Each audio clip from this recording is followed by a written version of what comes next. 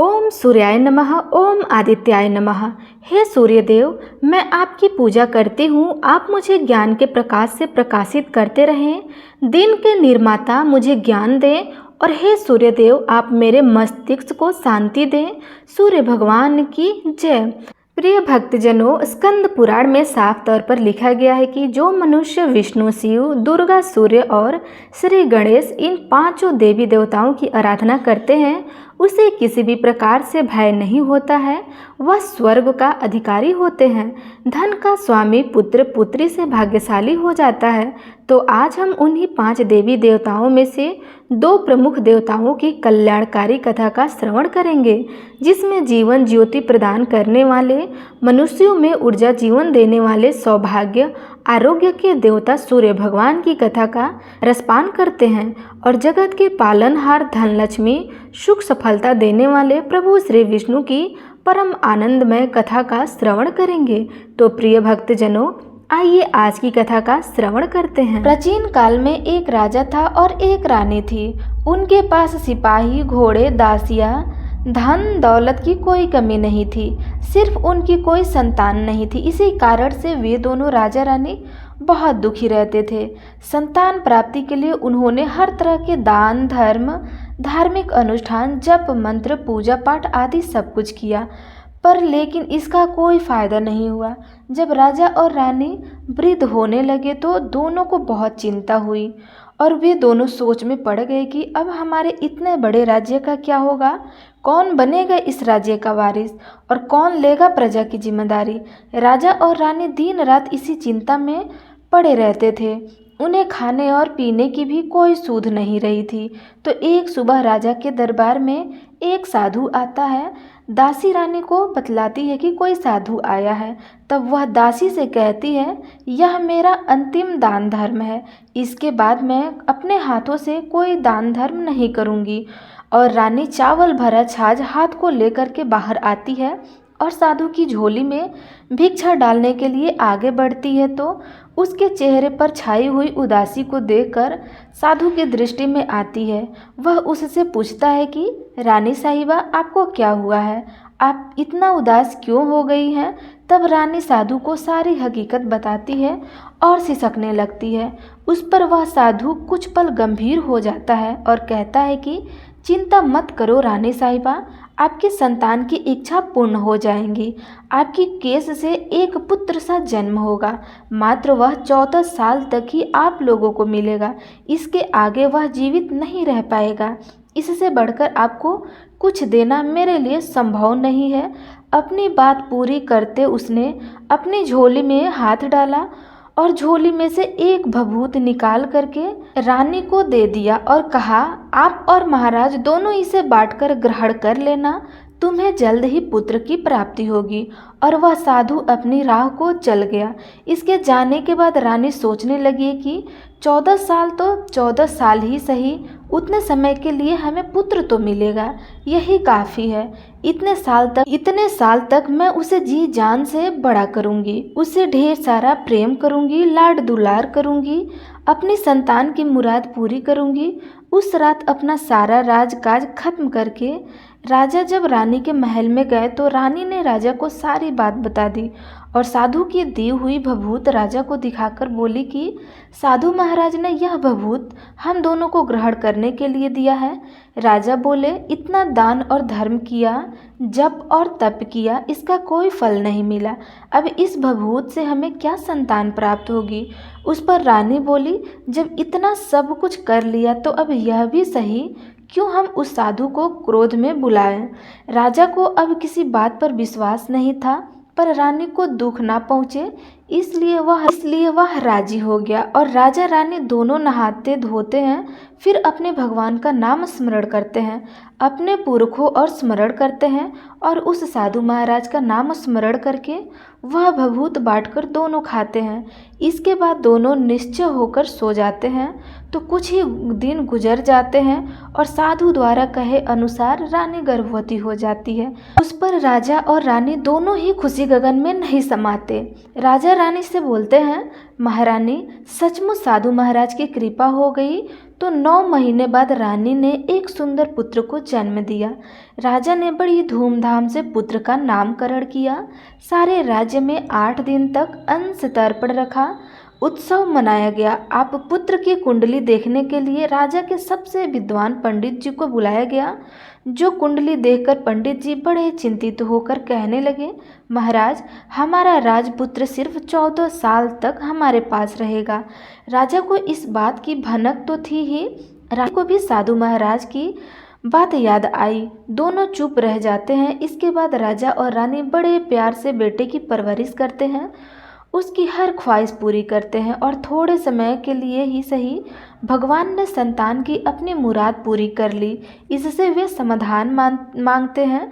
राजपुत्र दिन प्रतिदिन बड़ा होता गया। जब वह 7 साल का हो जाता है तो राजा एक अच्छे गुरु की नियुक्ति करने के लिए, पढ़ाई लिखाई करने के लिए या घुड़सवारी आदि 12 विद्याओं का शिक्षण देते हैं।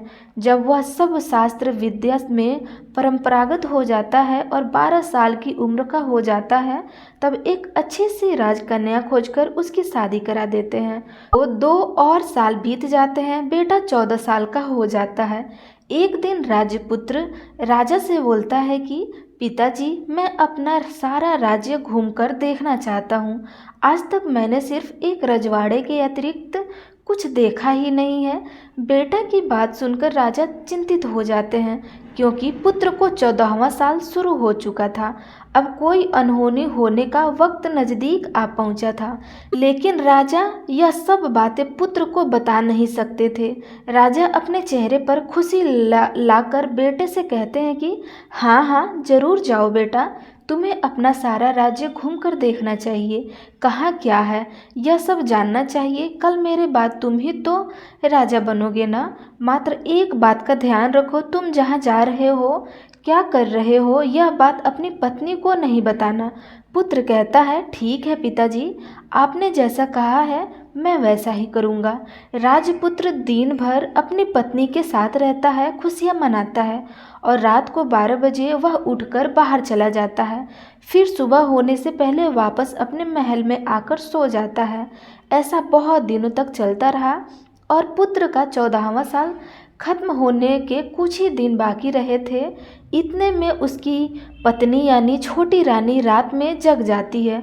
वह देखती है कि बिस्तर पर राजपुत्र नहीं है। वह महल में सब जगह देखती है तो राजपुत्र कहीं नजर नहीं आते हैं। वह क्या करती है, किसे कहती है, वह चुपचाप रहती है। फिर वह सुबह होने पर देखती है कि उसका पति अपने जगह सोया हुआ है। वह पति से कुछ नहीं पूछती है, लेकिन दूसरी रात भी जब वैसा ही होता है, तीसरी और चौथी रात और कुछ दिनों तक ऐसा ही चलता रहा। तब रानी बहुत चिंतित हो गई। उसके मन में ढेर सारे सवाल उठते हैं, लेकिन उसे पूछने में डर लगता था। शायद पति गुस्सा होकर बैठे सास ससुर से पूछने के बारे में सोचा तो उसकी कुल मर्यादा बीच में आ जाती थी। तो इस तरह वह मन ही मन घूटती रही थी। इस हालत में उसे खाने पीने में दिलचस्पी नहीं थी। वह दुबली पतली होती जा रही थी। तो उस राज्य में फूल बेचने वाली एक बुढ़िया मालकिन थी। वह हमेशा छोटी रानी को फूल देने उसके महल में आ जाती थी। उस बुढ़िया का ध्यान छोटी रानी पर पड़ जाता था। वह उससे पूछती थी कि बेटी, तुम्हें किस बात का दुख है? तुम इस तरह सूख कर कांटा क्यों बनी हो?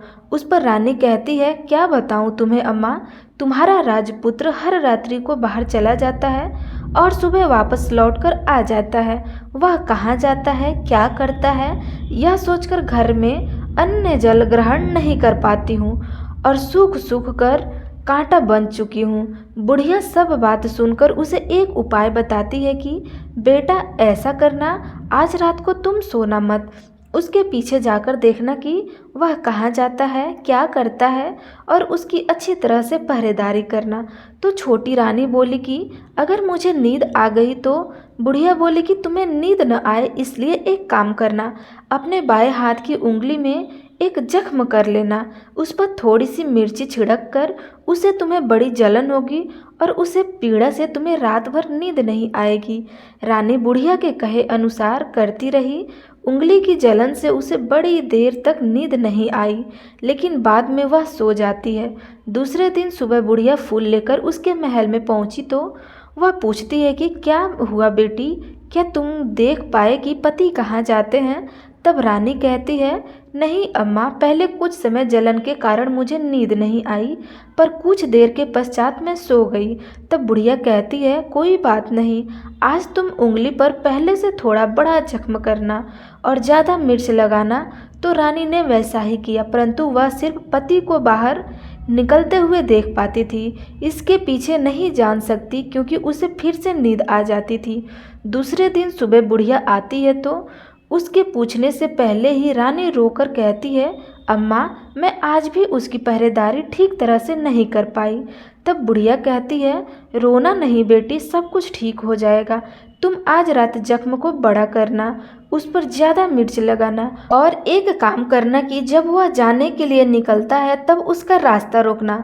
बुढ़िया ने जैसा बताया रानी ने वैसा ही किया। आज रात उसे नींद नहीं आई।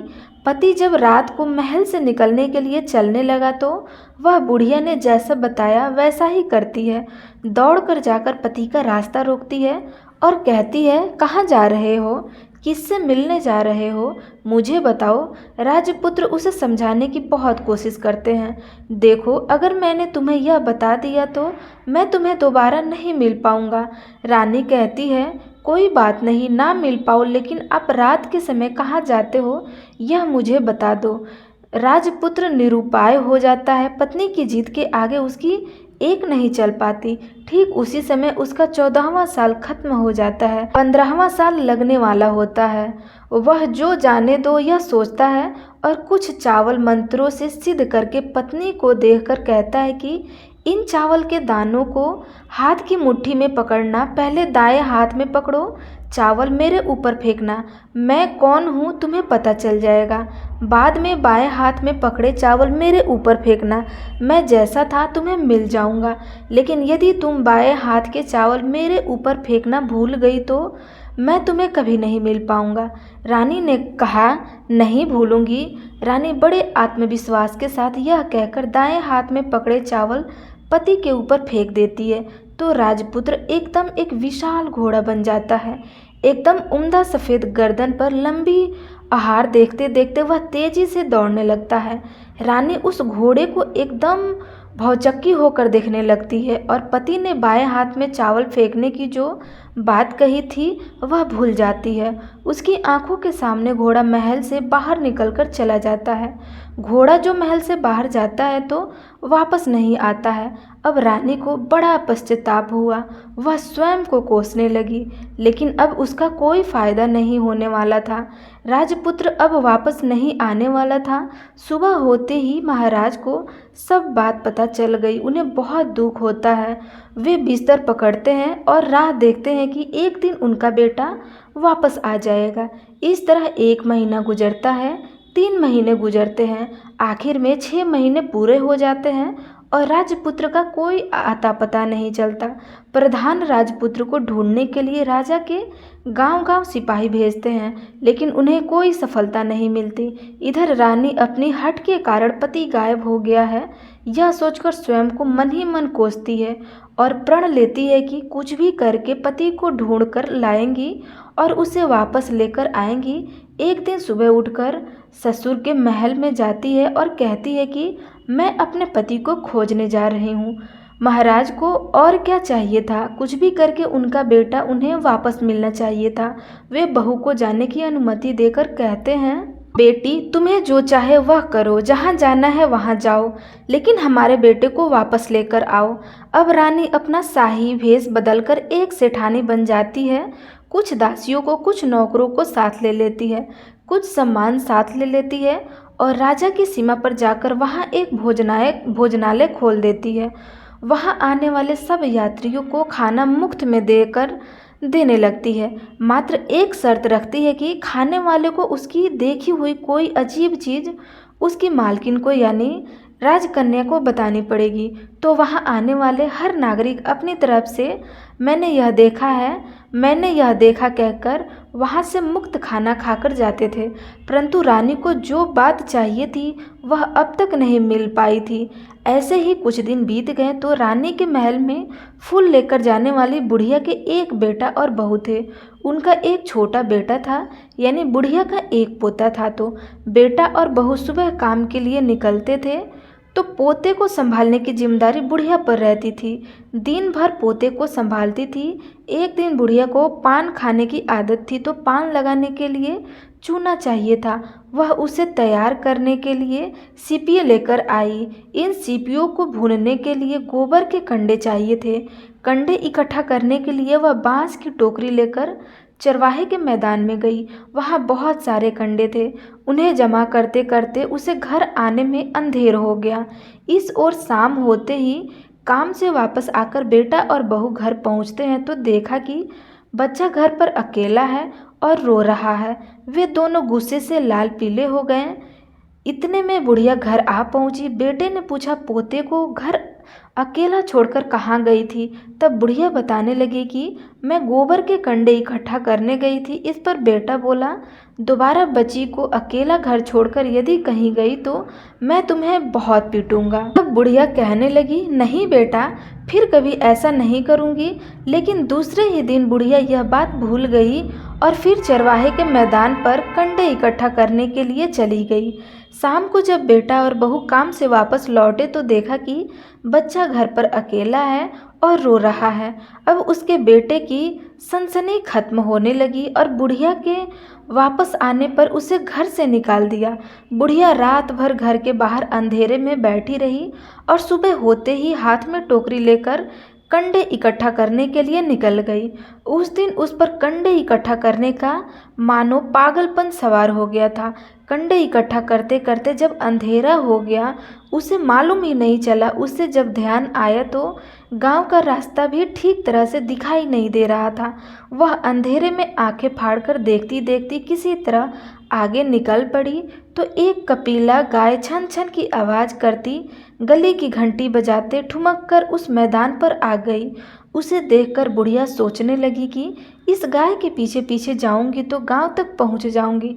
तब बुढ़िया उसके पीछे पीछे जाने लगी। वह गाय उस मैदान से लेकर एक एक करके 6 मैदान पार करती गई। आखिर में वह 7वें मैदान तक पहुंची ही थी तो क्या होता है कि उस मैदान पर एक बड़ा सा पत्थर है। गाय जाकर उस पत्थर को अपना सींग मारती है। जब गाय ने सींग मारा तो वह पत्थर दूर हट गया और पाताल से नीचे जाने की सीढ़ियाँ दिखाई देने लगी। तब वह गाय उन सीढ़ियों से नीचे जाने लगी। बुढ़िया अब वह देख रही थी और झट से जाके गाय की पूंछ को पकड़ लिया। वह गाय के साथ नीचे पाताल में पहुंच गई और तुरंत ही गाय की पूंछ छोड़ दी और इधर उधर देखने लगी। उसने देखा कि वहाँ दीप और दिए जलते हैं और तेज रोशनी गाय के ऊपर पड़ती है और वहाँ उद्भट घटनाएं घटने लगती है। गाय के नीचे जाते ही उसके गले में अपने आप साल पड़ गई और छम छम करके कोई दूध आड़ी में गाय का दूध दूहने लगा। लेकिन जो भी कोई वह कर रहा था वह मात्र दिखाई नहीं दे रहा था। बुढ़िया बहुत घबरा गई, कहाँ आकर फंस गई यह सोचने लगी और यहाँ वहाँ छिपने के लिए जगह ढूंढने लगी। लेकिन उसे कहीं भी जगह नहीं मिला। हर जगह उजाला ही उजाला था। वह एक कोने में खड़ी हो गई और कुछ सामने हो रहा था उसे चुपचाप देखने लगी। उसने देखा कि वहाँ एक उम्दा सफ़ेद घोड़ा और 2 कुंडे थे। उसमें से एक कुंड में उस घोड़े ने छलांग लगाई और ऊपर आ गया और उस घोड़े को अब राजपुत्र का रूप प्राप्त हो गया।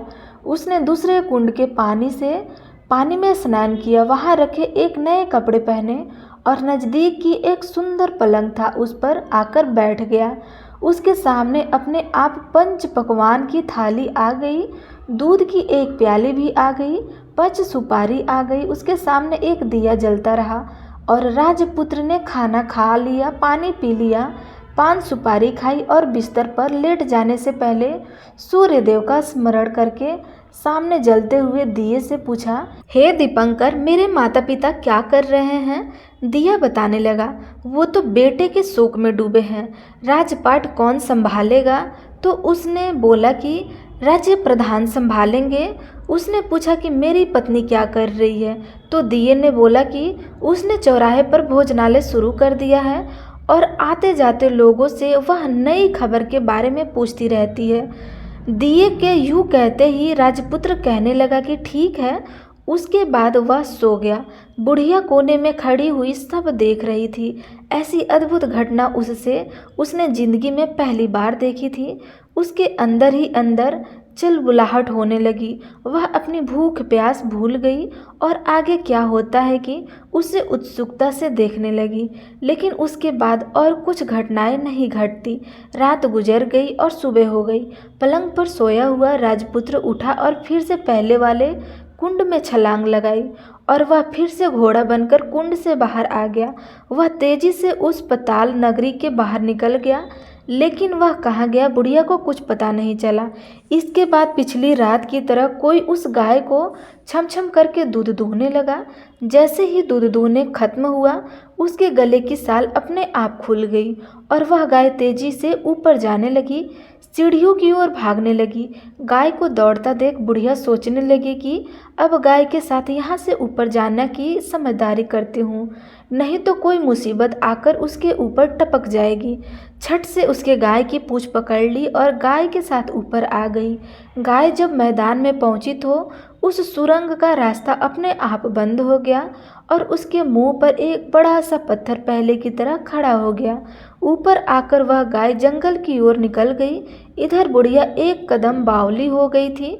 उसने पाताल नगरी में जो कुछ देखा वह जल्द से जल्द किसी को बताने के लिए उतावली हो गई थी। उसे एकदम याद आया कि नगर की सीमा पर कोई औरत भोजनालय चलाती है और नई बात बताने वाले को अच्छा खाना पीना मुफ्त में देती है। वह सोचने लगी कि क्यों न मैं उसे बात कहूँ, उस औरत को जाकर बताऊँ। यदि उसे यह बात पसंद आई तो बाकी जीवन खाने पीने की झंझट से मुक्ति मिल जाएगी। तब बुढ़िया ने मन में तय किया और तुरंत उस भोजनालय के द्वार पर टंगी नगाड़े के सामने खड़ी हो गई और जोर जोर से नगाड़ा बजाकर शुरू कर दिया। नगाड़े का इस तरह शोर सुनकर मालकिन यानी छोटी रानी मन में प्रसन्न हो गई कि शायद कोई बड़ी बात लेकर यहाँ आया हुआ है। रानी ने सिपाही को आदेश देते हुए कहा, जाइए और कोई आया है उसकी अच्छी तरह से खातिरदारी कीजिए। आदेश पाते ही सिपाही नीचे दौड़ गए तो एक बुढ़िया नगाड़ा बजा रही थी। उसने पूछा, क्यों नहीं बुढ़िया, क्या हुआ, क्यों नगाड़ा बजा रही हो? मुझे बोली, कुछ नहीं बेटा, यह खाना मिलता है ना, इसलिए आई हूँ। खाना चाहिए? मिलेगा, लेकिन तुझे कोई नई बात बतानी पड़ेगी। हाँ बताऊंगी, एक बात मालूम है मुझे। इस पर सिपाही उसे अंदर लेकर गए। उसको मालकिन का आदेश था कि जो कोई बुढ़िया या बूढ़ा बुजुर्ग वहाँ आए उसके साथ अच्छी तरह से पेश आना, उनका अच्छे से आदर सत्कार करना। तो सिपाही ने उस बुढ़िया का भरपूर आदर सत्कार किया। यह उसे बड़ी सिद्ध थाली भरकर व्यंजन परोसते थे। बुढ़िया कुछ दिनों में भूखी थी, वह खाने पर टूट पड़ी। खाना खाने के बाद सिपाही ने उसे नई साड़ी पहनने की दी। उसके बाद उसे लेकर रानी के पास आए। बुढ़िया और रानी ने तुरंत एक दूसरे को पहचान लिया। तब रानी ने बुढ़िया से कहा कि अम्मा, अब बताओ तुमने क्या नई बात देखी है? नई बात मैंने कोई नई बात देखी है। बुढ़िया बोली, वह तो मेरे पास तुम्हें देने के लिए या कुछ खाने के लिए नहीं थे, इसलिए मैंने झूठ कहा और नगाड़ा बजाया। रानी ने कहा, अम्मा घबराना नहीं, मैं किसी को तुम्हारी बात नहीं बताऊंगी। फिर भी बुढ़िया ने कहा कि मेरे पास कोई नई बात नहीं है। इस पर रानी ने उससे कहा, देखो अम्मा, यदि तुमने मुझे वह नई बात बताई तो तुम्हें जिंदगी भर मैं तुम्हारी देखभाल करूंगी और तुम्हें रानी माता की तरह रखूंगी। अब बुढ़िया बताने को तैयार हो गई। उसने जो कुछ उस चराह वाले मैदान पर देखा था वह सब कुछ कुंवर रानी को बता दिया। बुढ़िया की वे बात सुनकर कुंवारिन को यकीन हो गया कि वह राजपुत्र उसी का पति है। वह तुरंत बुढ़िया से कहने लगी कि अब माँ मुझे उस जगह पर ले चलो। जब बुढ़िया बोली, नहीं बेटी, वह पाताल राज्य है, सांप है, यदि किसी ने तुम्हें देख लिया तो तुम्हारी जान खतरे में पड़ सकती है। लेकिन रानी उसकी एक भी नहीं सुनी, उसे उस जगह ले जाने के लिए हठ करने लगी। आखिर में बुढ़िया ने उसका कहना मान ही लिया और कहने लगी, ठीक है, मैं तुम्हें वहाँ लेकर जा सकती हूँ, पर आज नहीं लेकर जाऊँगी, कल लेकर जाऊँगी। तो दूसरे दिन दोपहर को रानी बुढ़िया के साथ उस मैदान पर गई और एक जगह छुपकर गाय के आने की राह देखने लगी। दिन ढलते ही अंधेरा गिरने लगा और गाय हमेशा की तरह वहां आ गई। मैदान के उस कोने में जाकर उनके पत्थर पर सींग मारा तो छत से पत्थर हटकर वहां सुरंग में जाने का रास्ता खुल गया। गाय उस रास्ते के नीचे उतरने लगी तो बुढ़िया रानी से कहने लगी, जल्दी आगे बढ़ो, हम गाय की पूंछ पकड़कर नीचे उतरेंगे। तो दोनों गाय की पूंछ पकड़कर नीचे उतर गई। बुढ़िया पहले जिस कोने में छिपी थी उस कोने में छिप गई। अब नीचे सब कुछ पहले जैसा घटित हो रहा था। गाय के गले में अपने आप साल पड़ गई। कोई अदृश्य रूप में उसका दूध दूहने लगा। एक सफ़ेद उमड़े घोड़े ने आकर एक कुंड में छलांग लगाई तो राजपुत्र के रूप में ऊपर आया। वह राजपुत्र दूसरे कुंड में नहाने लगा। बाद में उसके सामने खाने की थाली आ गई, दूध की प्याली आ गई, पान बीड़ा आ गया। राजपुत्र सब ग्रहण करके सोने के लिए पलंग पर गया तो सोने से पहले सूर्यदेव का स्मरण करके वह दिए से पूछने लगा, दीपांकर, मेरे माता पिता क्या कर रहे हैं? तो दिया कुछ जवाब नहीं देता है बल्कि वह बूझने लगता है। तब राजपुत्र को कुछ घटित हुआ है इसका संदेह हो गया। वह उदास हो गया और जो कुछ हुआ वह जो जाने दो ऐसा सोचकर फिर से बिस्तर पर लेट गया। अब रानी का संयम छूट गया। वह दौड़कर पति के पास गई और उसके पैर पड़ने के लिए आगे बढ़ने लगी। राजपुत्र तुरंत ही पत्नी को पहचान गया। वह छत से पीछे हट गया और चिल्लाने लगा, नहीं नहीं, मुझे मत छूना, सर्वनाश हो जाएगा। रानी दोनों हाथ जोड़कर पति से अपनी भूल स्वीकार करने लगी। स्वामी, मुझसे भूल हो गई, मुझे आपको नहीं छूना चाहिए था। आप रात को कहाँ जाते हो? मैं अपनी भूल स्वीकार करती हूँ, मुझे मेरी भूल की सज़ा मिल गई है। अब आप घर चलो, आपके वियोग में आपके माता पिता ने बिस्तर पकड़ लिया है, आपकी प्रजा भी बहुत दुखी है। उस पर राजपुत्र कहने लगा, वही तो एक बार तुम गलती कर बैठी हो, अब दोबारा मत करना, नहीं तो मैं अब तुम्हें जो दिख रहा हूँ अब वह भी नहीं दिखूंगा। रानी वह विलाप करने लगी, जोर जोर से जमीन पर सिर पटकने लगी। राजपुत्र के मन में उसके प्रति दया उत्पन्न हो गई। वह उससे कहने लगा कि यदि तुम मुझे पाना चाहती हो तो तुम्हें एक काम करना होगा। काम कठिन है लेकिन वह तुम्हें अकेले ही करना होगा। रानी ने कहा, कहो स्वामी, कितना भी कठिन काम हो मैं अवश्य पूर्ण करूंगी। रानी कहने लगी, इस बात पर राजपुत्र ने उसे बताया, इस पताल में ऊपर जाते ही तुम्हें एक घना जंगल नजर आएगा। ऐसे 6 जंगल पार करने के पश्चात तुम्हें एक 7वां जंगल मिलेगा। वह जंगल सबसे घना है। उस जंगल के बीचों बीच एक पीपल के पेड़ है। उसके आसपास की जगह पत्ते, फंदे, जटाएं आदि से ढक चुकी है। वहाँ बाघ, शेर, सांप और भालू बैठते हैं। तुम्हें उनको सबको भगाकर वह जगह साफ करनी है। उसको गोबर से लिपाई करके पवित्र बनाना है, रंगोली से सजाना है। उसके बाद वहाँ धूप, कपूर, अगरबत्ती जलानी है, फूल और कुमकुम से पेड़ की पूजा करनी है, दूध और दही से बने चावल का भोग चढ़ाना है। यह सब तुम्हें दोपहर को 12 बजे से पहले करना है। 12 बजने के समय तुम्हें उस जगह पर बैठकर सूर्य भगवान का ध्यान करना है। ठीक 12 बजे सूर्य भगवान का रथ वहाँ उतरेगा। वे सब देखकर खुश हो जाएंगे और कहेंगे कि जिस किसी ने भी यह सब कुछ किया है उसे मैं मनचाहा फल दूंगा। तो तुम सामने जाकर उसके रथ का दाहिना घोड़ा मांगना, मैं तुम्हें मिल जाऊंगा। इतनी बात कहकर राजपुत्र अपने पलंग पर सो गया और छोटी रानी भोर होने की राह देखने लगी। भोर होते ही वह बुढ़िया के साथ गाय की पूंछ पकड़कर ऊपर आ गई। ऊपर आने के बाद वह बुढ़िया से कहने लगी, अम्मा, अब मैं अकेले ही आगे जाऊंगी, तुम भोजनालय वापस चली जाओ। वह जंगल में जाकर राजपुत्र की बताई जगह ढूंढने लगी और स्वयं आरी से वह सब साफ करने लगी। करके बाद में राजपुत्र ने जैसा बताया वैसा ही लिपाई पोताई करके वापस आ गई। दूसरे दिन सुबह होने से पहले उठी और जंगल में उस जगह पहुंची। वहां जाकर इत्र और गुलाब का पानी छिड़क कर उस जगह सुगंधित धूप अगरबत्ती जलाकर उसे पवित्र किया और पूजा की सब सामग्री वहां तैयार कर सूर्य भगवान का ध्यान करने के लिए बैठ गई। जैसे कि पति ने बताया था कि दोपहर को ठीक 12 बजे सूर्य भगवान का रथ उस पीपल के पेड़ पर आकर रुका है। सूर्य भगवान ने जब रथ से नीचे देखा तो सुगंधित वातावरण देखकर वे बहुत प्रसन्न हो गए। फिर वे बोले, जिस किसी ने यह काम किया है वह यहाँ आकर आज मुझसे कुछ भी मांगे मैं उसे दूंगा। रानी ने जब यह शब्द सुनी तो बिना समय गवाए दौड़कर उनके सामने आई और उनको दंडवत नमस्कार करके बोली, भगवान वह मैं ही हूँ, मैंने यह जगह साफ किया है। अच्छा तो तुम्हें जो चाहिए वह मांगो। भगवान मुझे आपके रथ का दाहिना घोड़ा चाहिए।